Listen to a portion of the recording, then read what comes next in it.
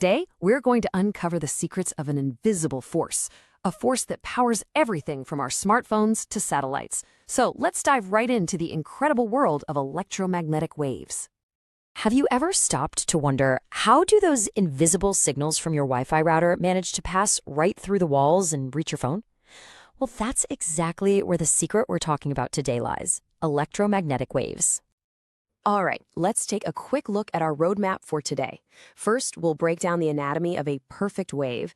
Then we'll see what happens when these waves hit a barrier. We'll also connect all this theory to how your Wi-Fi and fiber optics actually work.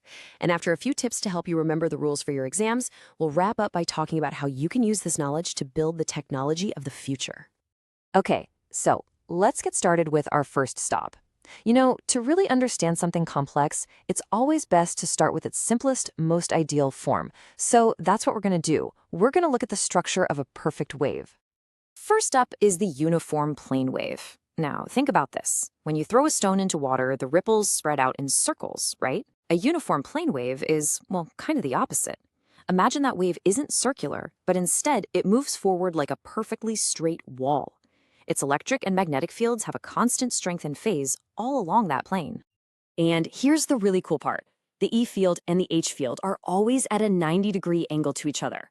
Not only that, they're also both at a 90-degree angle to the direction the wave is traveling.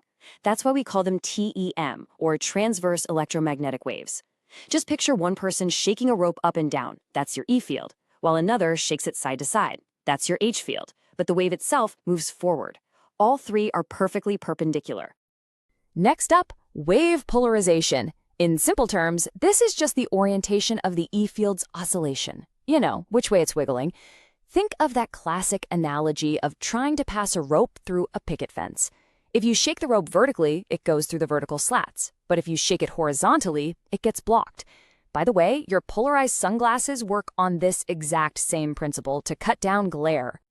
All right, now let's see how a wave behaves in two different environments. In a lossless medium, like glass or a vacuum, the wave can travel without losing any energy. But in a conducting medium, like a copper wire, the wave's energy slowly fades as it moves. This energy loss is called attenuation. This also brings up phase and group velocity. Think of phase velocity as how fast a single peak of the wave moves. But group velocity is how fast the entire signal packet, the part that's actually carrying the information, is moving. So let me ask you this. If a wave needs to travel a really long distance, which medium would be better for it? A conducting one or a lossless one? Just think about that for a second.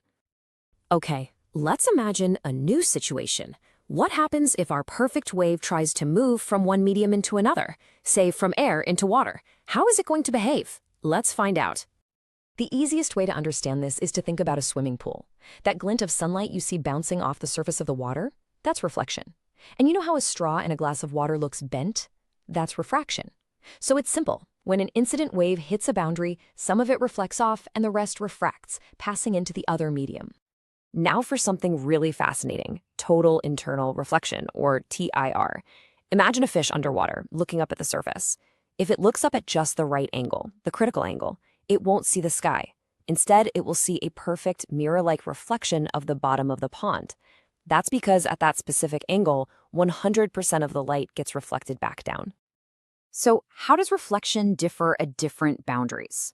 Well, if a wave hits a dielectric, like a glass window, some of it reflects and some passes through. But when a wave hits a perfect conductor, like a sheet of metal, almost all of it gets reflected back. And when that wave hits the conductor, it actually creates a tiny current on the surface, which we call a surface current. And this causes a little bit of power loss. Here's a question for you. Why do you think that metal mesh screen on your microwave oven door is able to block the microwaves from getting out? Could it have something to do with what we just discussed about reflection from a conductor?